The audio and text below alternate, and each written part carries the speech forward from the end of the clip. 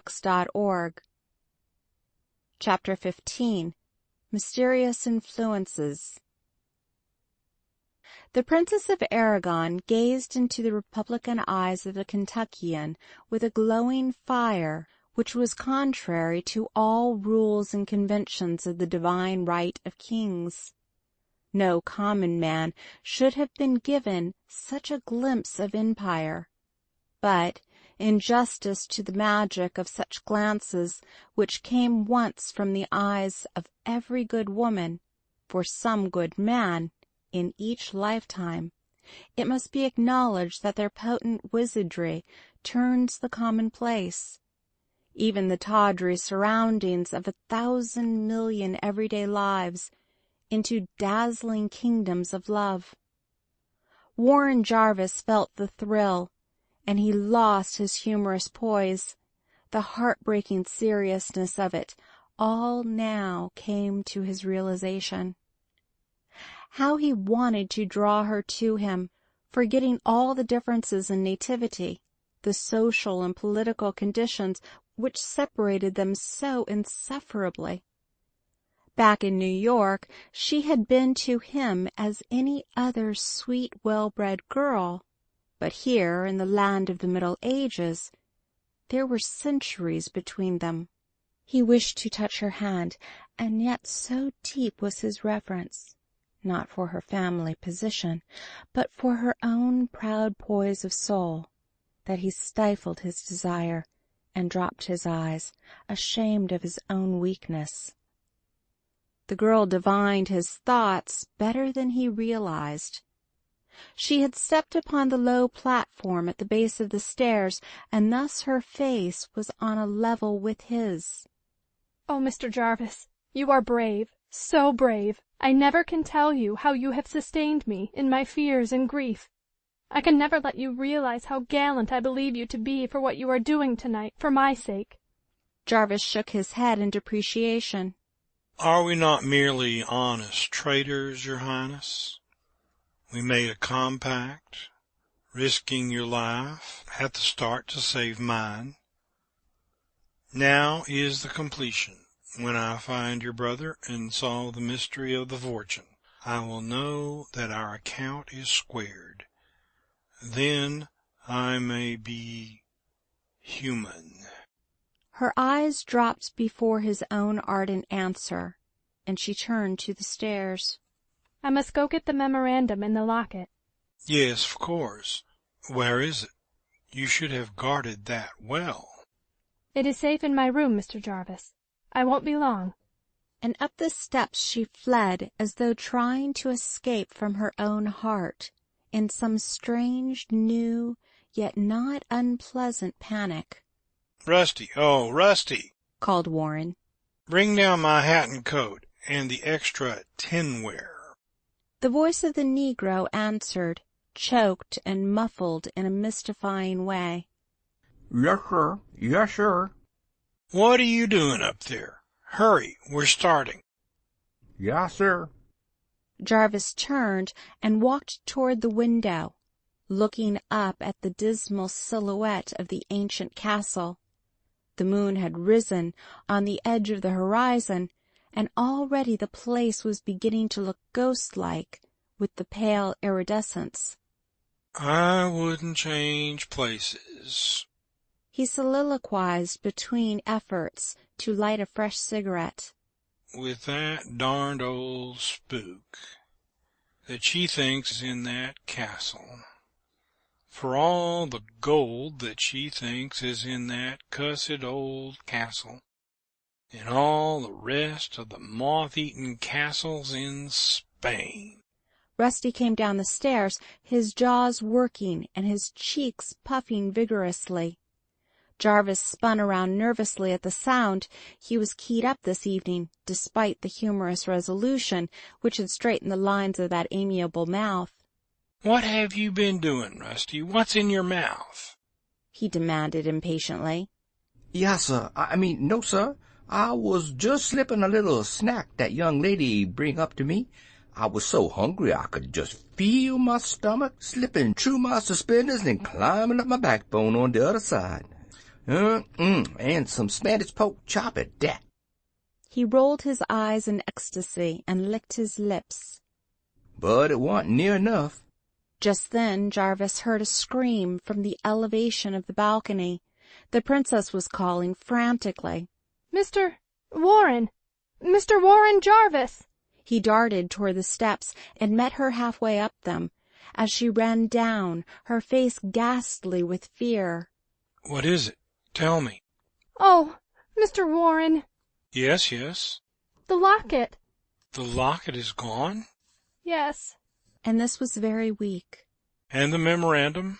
Gone, too. She gasped. Jarvis called to Rusty, interrupting the finish of the running meal. Quick, Rusty, the horses. The horses, boss? Where is they? Outside. Go get the girths tight. Have you got that extra supply of cannon? Yassa, I'll go. I got enough to fight the Spanish War over again, and this time I'm going up San Juan Hill myself. Shut up and get out. Do what I tell you. He turned to her nervously, but the battle light was in the blue eyes this time. Your Highness. And she stopped on the step above. I've struck the first trail of the spook that is haunting your castle. He made a mistake by poaching on other preserves. The girl ran her hand through her hair excitedly, bewildered. What do you mean? Have you any idea of who could take it? Why, no. I hid it in the corner of my grip and was sure no one could find it. Jarvis laughed grimly. Your castle ghost is no slouch at finding things. He is no ignoramus either, for he must be able to read and write and understand geography to get any good out of that memorandum. Does it give the exact details of the treasure trove? As plain as ABC, she answered. You think? Yes. I've been thinking ever since you first told me the story. Now I'm going to load my revolver with those thoughts and earn the title of my profession. Time is everything. I take the northern road, don't I? Yes, and the second turn to the right, through a broken wall. Yes, you've told me all this a dozen times before, but it's life and death, and I want to make sure. What then? That road leads to the postern gate at the top of the hill, she added. The outer door had opened softly. Its position, sheltered under the long sweep of the old balcony, was out of their immediate view. They had been speaking in rapid English, but the man who slouched noiselessly through the entrance toward the arch under the stairs surmised the gist of the conversation. He drew a revolver, well hidden in the shadow, and waited. I understand. I have my bearings, too. Warren stepped down to the level of the floor.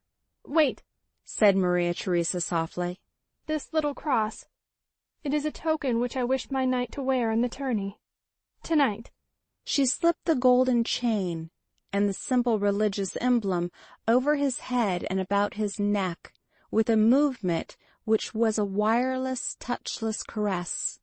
Only for tonight? Asked the Kentuckian, as he looked squarely into the crimson face above him. How the roses and lilies played hide-and-seek beneath the soft skin of those clear features. You may never see tomorrow, she murmured, as she drew up the cross from its pendant position, pressing it to her red lips with reverence. The American spirit cried out within for honest self-expression. Then if I never see tomorrow, forgive me for telling you tonight that I love you. She would have spoken, but he raised his hand for silence. Beneath the archway the shadowed figure drew nearer, slipping into the sharp angle behind the stairs. Do not rebuke me tonight. Wait until tomorrow, if tomorrow ever comes. He paused, and still she was silent, except for the soft music of her breathing, that regal bosom so close to his own upturned face. And now your humble vassal goes forth in his liege lady's name and cause, And while all Seguro waits, Ghost and Ghost Breaker shall stalk those haunted, melancholy halls. Again they looked into each other's eyes. Your Highness, within the hour I shall hang the signal of victory within the window of the castle. He carried her hand to his lips, even as he had done on the memorable night so far across the waters. But this time the fingers were burning, and the slim flower of a hand was not drawn away. God be with you, she answered softly, and crossed herself.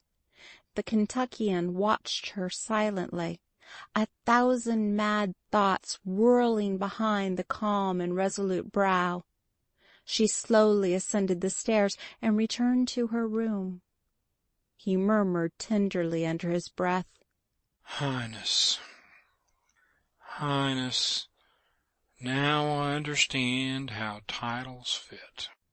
A new noise came to his ears, and he listened without a tremor or movement of his body. It was the click of a revolver cock. The Kentuckian knew this sound too well to be deceived. Slowly he turned about, toward the large table on which stood the solitary oil lamp of the room. He began to unfold his overcoat, which had been hanging over his left arm. Then he started whistling the first rippling bars of that good old Southern battle song, Dixie. Slowly he walked toward the lamp, apparently examining his overcoat. The man drew out from the shelter of the arch, and the revolver was pointed straight at his back. Suddenly the overcoat flew from the American's hands, covering and extinguishing the glass lamp, which fell with a crash in the darkness. There was a portentous pause. It seemed hours. Its length was the bare fraction of a second. 2 shots rang out, and scurrying feet were the only indication of life within the room. Another shot sent its tongue of blood-thirsty flame into the black void. There was a groan of anguish. Then footsteps advanced to the door. The cheery tune of Dixie was continued in the moonlight. End of chapter 15.